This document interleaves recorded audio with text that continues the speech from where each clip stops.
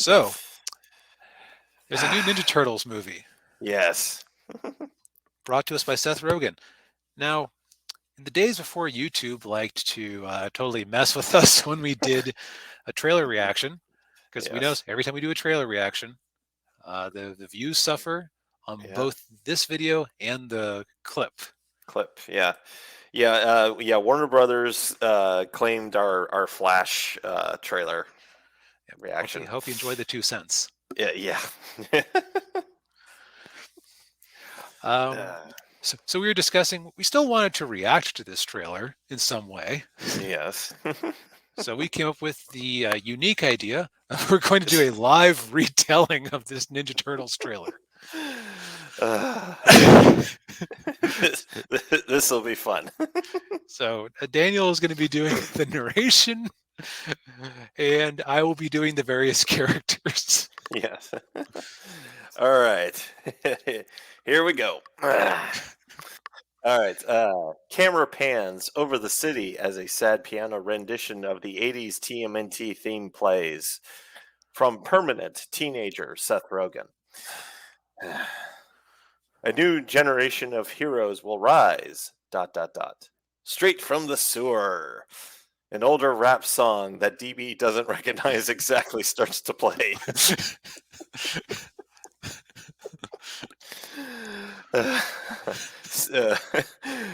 Scene, rooftop. Raphael holds a sword. Raphael, lob it up, lob it up. Michelangelo, stay still, stay still. Michelangelo proceeds to throw a watermelon at Raphael, who slices it in half. Cut to Michelangelo and Donatello watching the footage again on their smartphone. Raphael, let's try it again, but with ninja stars. Michelangelo is now holding a watermelon with a face drawn on it over his head as Raphael prepares to throw ninja stars. Michelangelo, hey, why do we have to pick a fruit shaped exactly like my head? Raphael, just stop talking. You're ruining my concentration. Uh, Donatello, who has a Donna, voice that sounds like he is 6. so, yes, You're fine. Chill. He's going to die. uh, Raphael proceeds to throw a ninja star, which goes through the watermelon. There's a sound of a car crashing and glass breaking. Leonardo actually acting in character. Leonardo, wait, did you hear? What was that? Cut to the four looking over a scene of destruction that the audience can't see. Raphael, well, nothing we can do about it. You guys want to grab pizza? This summer, the camera shows the turtles showing off their signature weapons. We also see that Splinter has an afro. Three criminals see the turtles come out of the shadows with weapons drawn. Criminal 1, what the heck are those things? Criminal 2, those look like little Shreks to me. Raphael, behaving in character, proceeds to attack one of the criminals. We see badly drawn. Yeah, I don't know that you necessarily read this in advance. Yeah. We see badly drawn renditions of Bebop and Rocksteady jamming out to the rap song that's been playing the whole time. And what appears to be Mindy Kaling's character from Velma, after eating too much of the turtles' pizza, appears. This is allegedly April O'Neil. We see some actiony looking sequences out of context. Leonardo, we've been preparing our whole lives for this. One of Raphael's side lodges itself into Donatello's leg, his loud scream of pain confirming that his turtle balls have not in fact dropped. Leonardo, looking at the side. Oh my God. Oh my, I'm going to be sick. Michelangelo, Leo, what's happening? Is Donnie bleeding? Leonardo, it was an accident. Points over his shoulder. Mikey, watch out. An explosion covers up a transition. Title: Teenage Mutant Ninja Turtles Mutant Mayhem. April. Oh, yeah. So you were baby turtle. I don't know why I keep doing the New York accent. So you were baby turtles who made contact with mystery goo. Raphael, well, we prefer the term ooze, but yeah. Leonardo, it just sounds nicer. Raphael, it rolls off the tongue better, yeah. Donatello, Michelangelo speak indistinctly. Oh god. They all proceed to say "ooze" over and over again, out of sync, to try to sell this joke. Leo, sounds nice, right? Ooze. We see the people who have been cast in this turkey and trailer mercifully ends. Thank you, thank you. This has been the first of our new style of trailer renditions. You might just have to play around with this format because that was honestly more fun than just sitting there reacting to it. Yes, indeed. Oh man, yeah. It's just, oh man. Having grown up with the turtles, as you can all see, um, yeah, this movie just looks and sounds awful. Yes, I would say the big problems with it are it does seem to mostly be about the turtles messing around, at least as this trailer has portrayed it, Hmm. because they seem to be causing themselves most of their problems. Yes. Yeah. Also, Yeah. that Donatello taking a side to the leg joke. Was it Talladega Nights where they had the scene where the knife got stuck in the guy's thigh? Yeah. Ricky Bobby, yeah, Will Ferrell, Yeah, yeah, no, yeah, he sticks the knife in his leg, yeah, because yeah, he's trying to prove that he's paralyzed, even though he wasn't paralyzed. yes, that's right, that's right. So, congratulations for ripping off a Will Ferrell movie from 20 years ago. Yeah, or Ace Ventura, When Nature Calls, when the spears go into his thighs, and he's Huh. like, ah, ah. Yeah, Yeah. it feels like it is appropriate that Seth Rogen made this thing because it does feel like the trailer to a Judd Apatow story. Because Yeah. aside from Bebop and Rocksteady and a couple of random goons, you know, if you told me, oh yeah, this movie is a slice of life about the turtles, they just meet their friend April and they bum around, eat pizza, and cause mischief. I don't see much in this trailer to disabuse me of that notion. Yeah, yeah, I would agree with that. Yeah, it's, you know, that that was that was the feeling I got watching the latest TV show, Mhm. Rise of the Teenage Mutant Ninja Turtles. Oh, I you're a watched like braver I man what than I. oh yeah, yeah. Well, I only watched I only watched 2 episodes, and I noped out, like, because it just because this reminds me of the two things remind me of each other. It's just the turtles being goofy, and and then they changed their personalities, and it was awful. I would say that these turtles more resemble the real turtles than the others do, than Hmm. that series did. Because wasn't Raphael the leader for some godforsaken reason in Rise? Yes, and Leonardo was the sarcastic, wisecracking one. Did they just change masks off screen and just hey, I bet Master Splinter won't be able to tell us apart if we switch masks. Okay, you're on. Yeah, yeah, it certainly seems that way. Yeah. Leonardo seemed like himself the most, Hmm. although I have a hard time believing that. I guess we don't know their age. Donatello does legitimately sound like he's 10 or 12. Yeah. I would guess probably like early teens. I almost want to say like 14. Yeah, because that's the only age where I could see Leo legitimately freaking out like that about an injury. Yeah. Like Yeah. any more serious version of the character, I think that he might freak out after the fact, Hmm. but he's like de facto second dad. He would keep his cool. Yeah. Yeah, and yeah, because I think in all the other iterations they're like 15, 16. So Yeah. a little more mature, you know. Now, uh,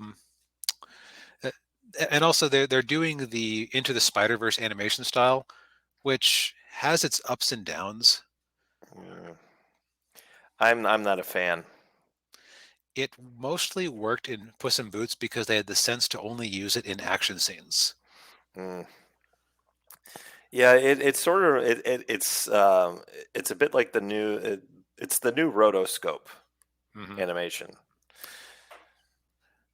I think they're trying to do for this animation style, like with like they did what they did with rotoscope, and it's Not working. Yeah, it's except rotoscope. Often the problem with rotoscope is that it's too smooth. Mm-hmm. Like there's no like the thing with so animation. There's a thing called squash and bend, squash I and don't stretch. No, know. squash and stretch. Okay. Like if you watch an animation scene play out, most of most of the time characters actually change their shapes over the course of it. That's part of why CGI can often look really unnatural, is because you don't have that. Yeah. Because like you have a character because it's just a consistent character model, you actually have to like enforce a little bit of squash and stretch on it to make it Yeah. look like a proper cartoon. Mm-hmm. This is almost like the opposite problem, where it's like it looks too jerky, because like it always looks like it's a PlayStation 5 game struggling to hit 30 FPS. Yeah. Yeah. Yeah. It's yeah, yeah, like I said, I'm not too big of a fan of it, and I don't think I don't associate that animation style with turtles. No. So, guess what? We, aside from a single fat joke in there, have not talked about so far that the internet has been obsessed over: Yes, April O'Neil. the elephant in the room. I can say that I'm tubby too, Yeah. although I'm working on it. So, April O'Neil was originally black. This has been the argument that has had everybody from your boy Zach to comics. I think, is it Comics Tropes or Comics Explained, Yeah, to one of those two. people I don't talk to about this stuff with have been talking about it. It's one of those things where Yeah. how to put it, I feel like this was a very cynical move made intentionally to try to deflect possible criticism over the content itself. Yeah. Yeah, and to give themselves cover in case the movie ends up ends up bombing. Yep. Yeah, they can blame it. They can use the usual excuse that we've been hearing a lot, is that, oh, the audience is ist and ism and phobe, and yeah. Yeah.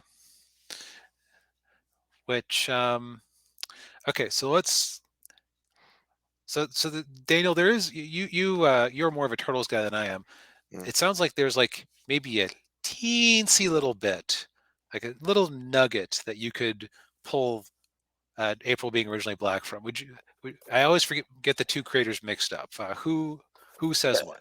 Okay, so the character, so April was kind of based off of Kevin Eastman's then wife, and her name was April, and she was mixed race.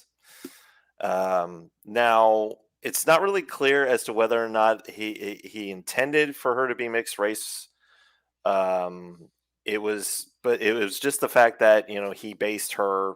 It's that I think probably personality wise and her name is where he got that basis from. Now this is from the Eastman Laird comic books. Let's go ahead and stop sharing my screen for a second Oh, so okay. that it shows up bigger. Yeah. So this is the trade paperback of the Eastman Laird's Mirage comic books from the 80s. So here's April. That's her first appearance in the comic books, right there. Now you could make the argument that maybe she's tan, but it certainly looks like they meant for her to be white. At least now, Peter Laird, the other creator, has always said that he thought April was white. That she was Irish, Scottish, English heritage. Probably more Irish, because O'Neill is a very Irish name. Right. I mean, April O'Neil. That's so Irish of a name that, I mean, I don't feel like saying anything salty like that. Yeah. I'm being good this week. But What the heck? So Irish that children will try to steal its breakfast cereal. Yes, there you go. There you go. So to give you a little bit of context here, so here's this page right here, the middle panels. So you got April in there, and then on the left panel, that's Baxter Stockman. Oh wait, that's the character that they whitewashed in the cartoon. Yes, yeah, yeah. For those of you who don't, yeah, in the cartoon show, let's see if I can turn it. Okay, so in the cartoon show, yeah, he was white, and they turned him into a fly. Yep. And but in the comic books, he was black. And now I don't know why they changed it in the cartoon show. I mean, I don't know if they were thinking political correctness back then, but Yep. Maybe they didn't want to have a black character. I don't know. That's yeah, between the creators of the 1980s cartoon and yeah, whatever discussions were had there. yes. Actually, knowing how 80s cartoons worked, was it Kenner or Toy Biz? Who did that toy line? Playmates. Playmates. Thank you. I bet you that Playmates said, "Hey, we've got this fly character who has red hair. Put him in the show so we can sell more of him." Probably, yeah. It wouldn't surprise me. So, and also, the people have been showing around like this one picture. Hey, here's April. She was originally black. That was from an RPG manual, not the comics. And oh, look at it. She has that black kinky hair. Well, there was a plot line in those comics where she got a perm and showed it off, and it was multiple page thing where she talked about the perm she got, which is actually a weird thing for her to talk about with the turtles. Yeah, Because and and also, it's not like that was a popular hairstyle in the 1980s. no, it's not like we just talked like last week or the week before about how Bruce freaking Wayne in his first cinematic appearance since the 60s had a Jerry curl perm. Jerry curl, yeah. So I think that April being originally black, on the Snopes truthometer, that is a mostly false. Yeah. I would agree with that. Yeah. Now, another friend of mine was saying that this is a character who has vacillated a lot over the years. I wouldn't call this vacillating. I wouldn't call this vacillating. I would call this one little blip towards the start, and then the ginger side continues. Yeah. Around 2018. Yeah. And hey, D Rhino, good to see you. Yeah. Oh no worries, man. Yeah. Man, if you're not feeling it, you're under no obligation to be here. Yeah. Yeah. Take care of yourself first and foremost. Absolutely. Yeah. But as far as why don't we pull your screen back up? That way I can. Yep. 1 second. Yeah, do the. There we go. Sorry, you were saying? Yeah, this is not like Catwoman where she vacillates over the years. Like Eartha Kitt played her and Ursula Andress, and then you have a black Catwoman for the most recent the Batman movie. By the way, the actress in that was good. Yeah, she was pretty good. Yeah. No, this is white, possible blip. Then then was consistently a redhead of varying stripes for a long time, and then they changed design documents. Yeah. D-Ryan says, 87 version is still the best. Yeah, that's the one I grew up on. Yeah. Yeah. I've seen all three of the 87, 2003, 2012 to varying degrees. The 2012 show is actually surprisingly good. Yeah, it is. Yeah. I still haven't watched the last season of it, but yeah, seasons 1 through 4 were good. Yeah. That what's funny to me is that the voice actor, what's his name? Original. April's voice actor? No, Rob Paulson. Rob Paulson was edgy enough to be Raphael in the 80s show. Yeah. And then they brought him back to be nice, soft Donatello in the 2012 show, which shows you how the standards of cartoon edginess had changed. Yeah.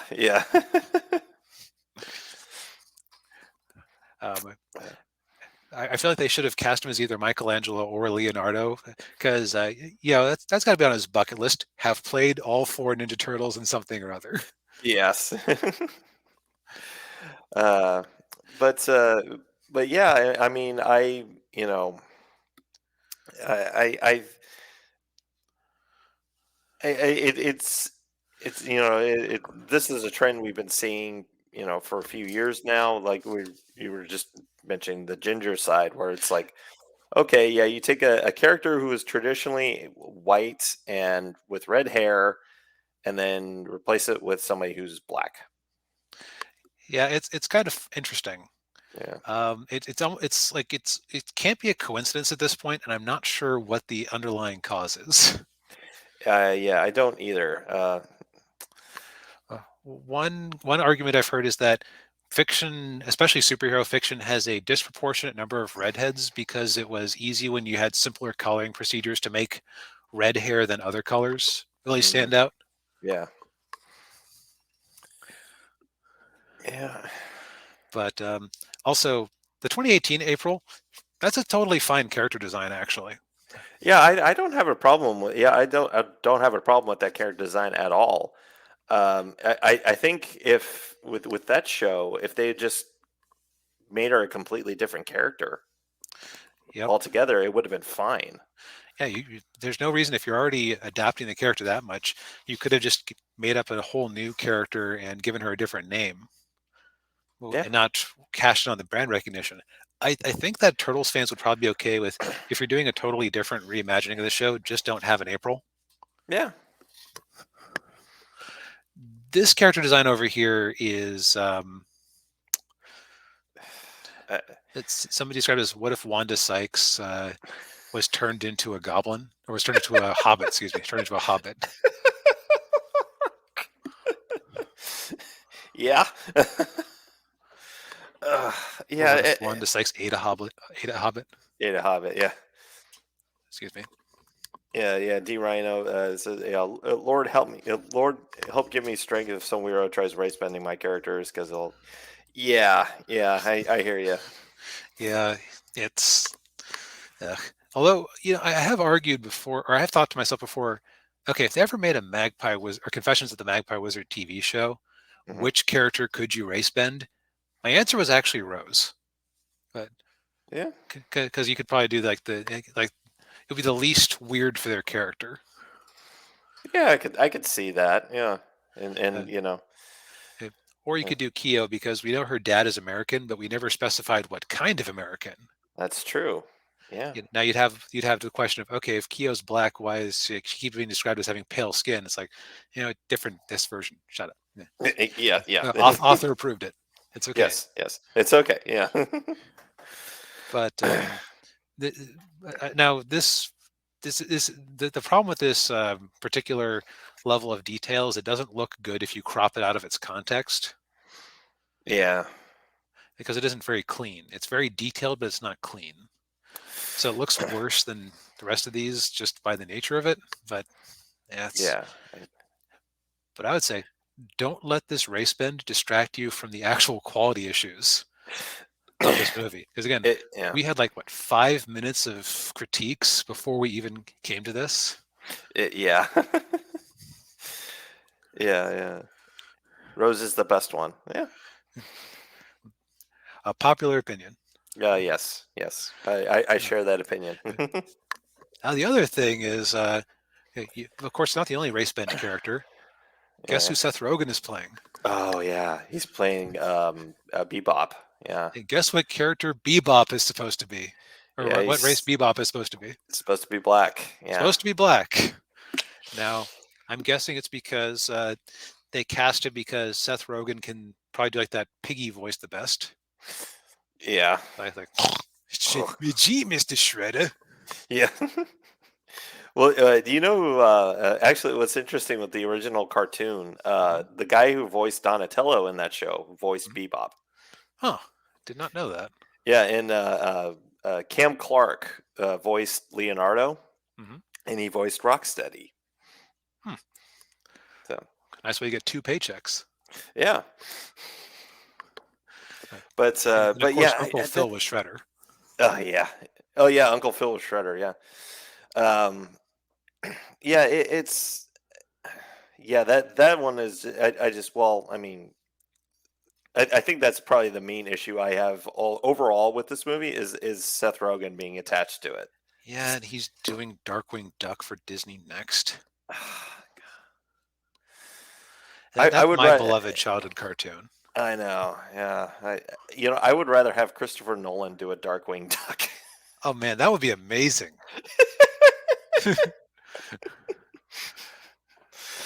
Ugh, Just watch. He would refuse to have a launch pad in there because it would be too not. It would be too unserious.